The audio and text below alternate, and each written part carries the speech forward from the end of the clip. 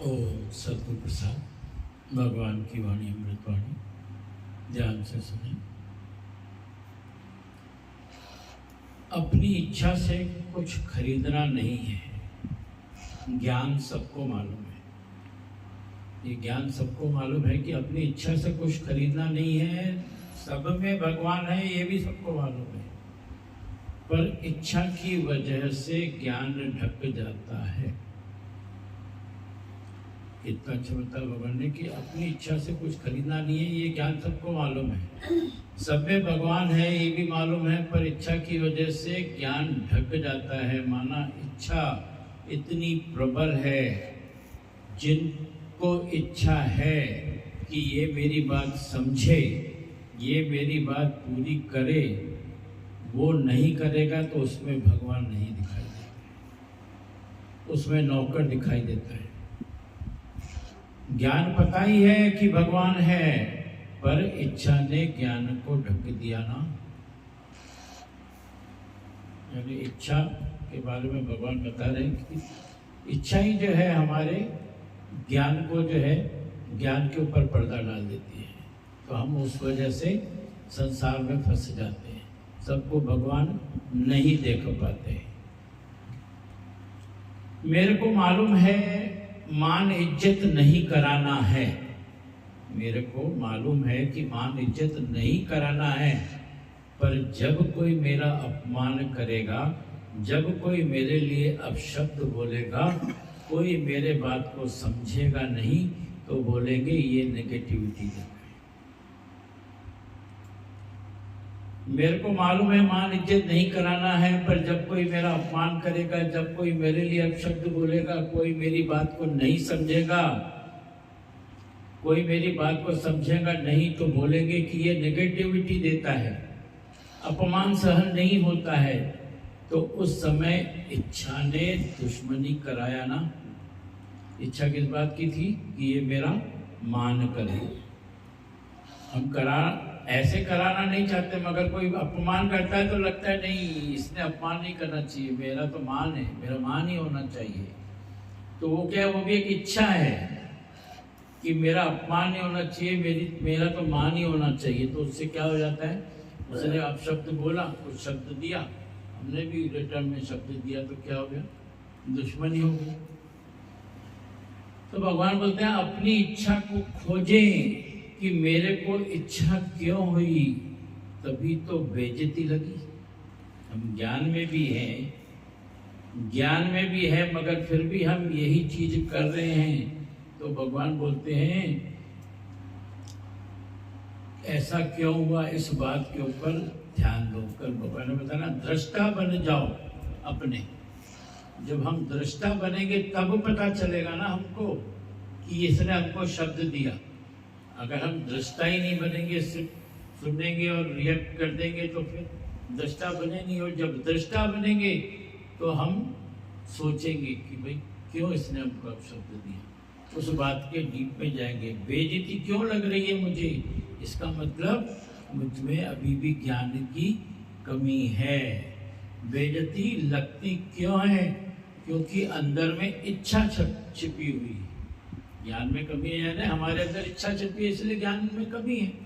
तो इच्छा को खत्म करना है। क्यों लगती है, क्योंकि हम अंदर छिपी हुई इच्छा है कि मेरा हमेशा मान होवे, थोड़ा भी अपमान नहीं सह सकता है, हमेशा सुखी रहूं, थोड़ा भी दर्द दुख तकलीफ नहीं सह सकता है, हमेशा सोचता है मोह वाला साथ है,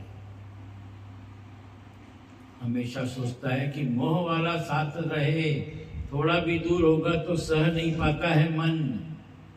ज्ञान है कि मैं ब्रह्म हूँ, ब्रह्म हूँ तो अपने में खोया रहूं।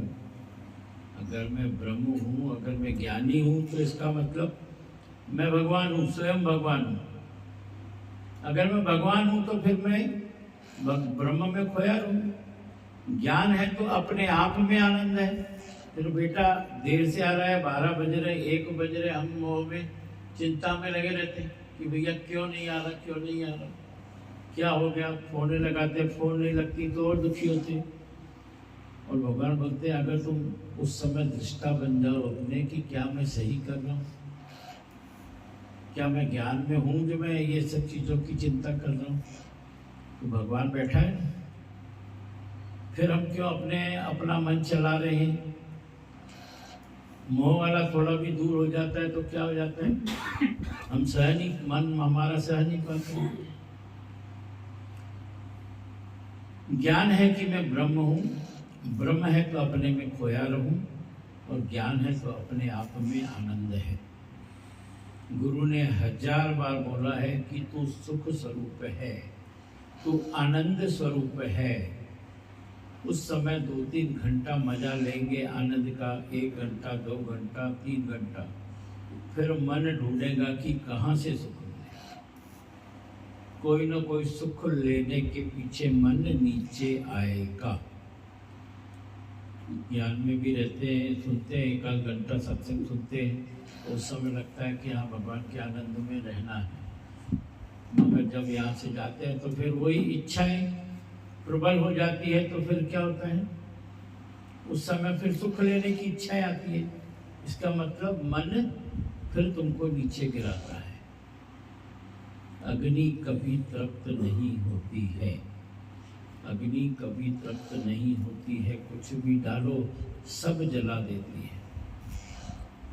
ऐसे ही मनुष्य का पेट खाकर तृप्त होता है, उसके बाद लेता नहीं है, पर अग्नि में चीज डालते जाओ जल जाएगी, फिर डालो जल जाएगी।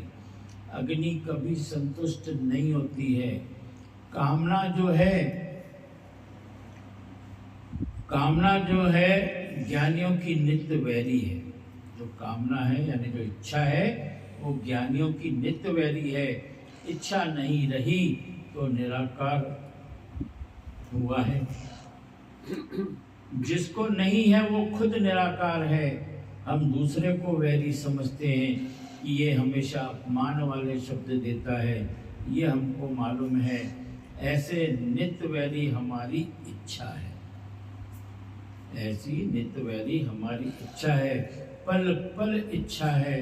ऐसे नहीं कि कोई मोटी इच्छा होती है कि घर मकान मिले, यहाँ से मैं किचन में भी जाऊं तो भी भगवान बोलते थे कि तू इच्छा से क्यों गया, तुमने वहां कर्म बना लिया। अपने इच्छा से अगर हम किचन में भी गए तो भगवान बोलते तुमने इच्छा से तू क्यों गए। कितना अच्छा बताया भगवान ने। फिर से एक बार लेते हैं कि अग्नि कभी तृप्त नहीं होती है, कुछ भी डालो सब जला देती है। ऐसे मनुष्य का पेट खाकर तृप्त होता है, उसके बाद लेता नहीं है। पेट भी एक बार भगवान बोलते खाओ तो थोड़ा तृप्त हो जाता है, पर अग्नि में चीज डालते जाओ जल जाएगी, फिर डालो जल जाएगी। अग्नि कभी संतुष्ट नहीं होती है। कामना जो है वो ज्ञानियों की नित्य वैरी है। कामना जो है वो ज्ञानियों की नित्य वैरी है। अगर इच्छा नहीं रहेगी तो निराकार हुआ। जिसको इच्छा नहीं है वो खुद निराकार है। किताब बता भगवान ने अच्छा कि इच्छा जिसको नहीं है वो खुद निराकार है। इच्छा मार बने भगवान आता है ना अपने इसमें। तो जिसको इच्छा नहीं है तो वो खुद निराकार है। हम दूसरों को वैरी समझते हैं कि ये हमेशा अपमान वाले शब्द देता है, ये नेगेटिव बोलता है, ये तो मेरे को सहता नहीं है, इस टाइप की हम लोग बातें देते हैं। मगर ये क्यों होता है सब? क्योंकि अभी हमारे अंदर इच्छाएं हैं, इसीलिए वो सब हमको भासता है। तो ऐसे नित्य वैरी हमारी इच्छा है, पल पल इच्छा है।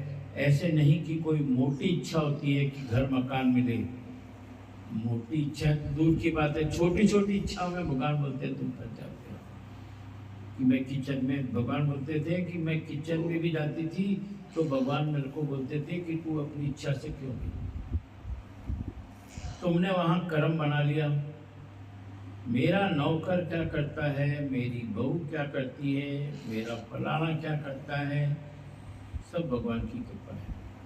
कि हमारे पास ज़्यादा पदार्थ है ही नहीं जो हम बैठकर सोचें कि इसने ले लिया, इसने ये किया। ज्यादा पदार्थ है नहीं तो कर्म भी नहीं बनते हैं। ज्यादा पदार्थ नहीं है तो कर्म भी नहीं बनते हैं। इस बात के लिए हमको खुश होना चाहिए कि हमारे पास अगर नहीं है, जिनके पास भी नहीं भी है, तो खुश होना चाहिए कि हमारे कर्म उतने नहीं बन रहे हैं। ज़्यादा रहेगा तो ज़्यादा कर्म बनते हैं, तो मिलते जाता है तो ये भी मिले, वो भी मिले, वो भी मिले। इच्छाएं तो खत्म नहीं होती। एक इच्छा खत्म हुई कि दूसरी इच्छा तैयार ही रहती है, और कम है तो फिर इच्छा होगी नहीं। तो उसमें भगवान का शुक्राना करना चाहिए, थैंक यू करना चाहिए। ज़्यादा पदार्थ नहीं है तो हमारे कर्म भी नहीं बनते हैं। ज़्यादा पदार्थ, बड़ा घर होवे, सोना चांदी होवे, बहुत सारी चीज़ें बड़े घर में होती है, तो उनको शंका होती है कि नौकर न ले जाए। कोई चीज़ है तो फिर चिंताएं भी है उसके पीछे कि अरे ये चीज़ें हैं, कहीं नौकर न ले जाए। तो भगवान बोलते हैं जितनी बड़ी माया उतने बड़े कर्म। जितनी बड़ी माया उतने बड़े कर्म। उतने लोगों से कर्म भी बनाने पड़ते हैं। उतने ही लोगों से कर्म भी बनाने पड़ते हैं। भगवान अध्यात्म को व्यवहार के साथ बिल्कुल जोड़ के बता रहे हैं। क्यों बता रहे हैं? क्योंकि हम लोग व्यवहार में ही रहते हैं। तो भगवान एक एक चीज़ को क्लियर कर रहे हैं कि अगर हमारे पास बहुत होती है तो शंका भी होती है कि नौकर ये चोरी न कर ले, नौकर को भेजते हैं कहीं कुछ सामान लेने तो इसमें से पैसे न खा जाए। और भगवान बोलते हैं आगे कि अगर ज़्यादा है, ज़्यादा गाड़ियाँ हैं, 6 गाड़ियाँ हैं, तो 6 ड्राइवर भी रखने पड़ेंगे, तो 6 से कर्म भी बनाएंगे। और हम पगार देते हैं तो क्या भूल जाएंगे कि वो काम करे या नहीं करे? सबसे कर्म बनते ही है ना। ज़्यादा नौकर रहते तो काम नहीं रहता, वो बैठा दिखता है तो भी कर्म बनते हैं, तो भी लगता है कि खाली बैठा है, फोकट की पगार ले रहा है। तो कर्म बनते जाएंगे, ये सब सोचो तो कर्म बनेंगे। तो भगवान बोल रहे हैं कि साहूकार के दुखों को, कर्मों को साहूकार ही जान सकता है। उनको तो अच्छा लगता है, अरे यार इसके तो 6 गाड़ियाँ हैं, ये ड्राइवर है, इतना बड़ा बंगला है, मगर जानता तो वही है इतने बंगले की सफाई करने में कितनी परेशानियाँ, कितने नौकर लगते हैं। तो भगवान बोलते हैं साहूकार के दुखों को, कर्मों को साहूकार ही जान सकता है कि कितने कर्म बना रहा है वो। पैसे वालों के कितने कर्म बनते हैं वो खुद ही जान सकते हैं। नहीं है तो अपना कमाओ, खाओ, दाल रोटी खा के सो जाओ। जितना कम है उतनी शांति लगी पड़ी है। ज़्यादा संगत होगी तो कर्म भी बन जाता है। ज़्यादा संगत होगी तो कर्म भी बन जाता है। कोई आगे करेगा, कोई पीछे करेगा। इतने भीड़ भाड़ में कैसे शांति रखे? हर चमकती हुई चीज़ सोना नहीं होती। ज़्यादा भीड़ में कितनी हलचल होगी। और ज्ञान के लिए पिन ऑफ साइलेंस चाहिए। हरिओम। ज्ञान के लिए पिन ऑफ साइलेंस होना चाहिए। जब ज्ञान हो रहा है तो एक पिन भी गिरे, एक सुई भी गिरे तो उसकी आवाज़ होनी चाहिए। इतनी शांति होना चाहिए जब हम ज्ञान लेने के लिए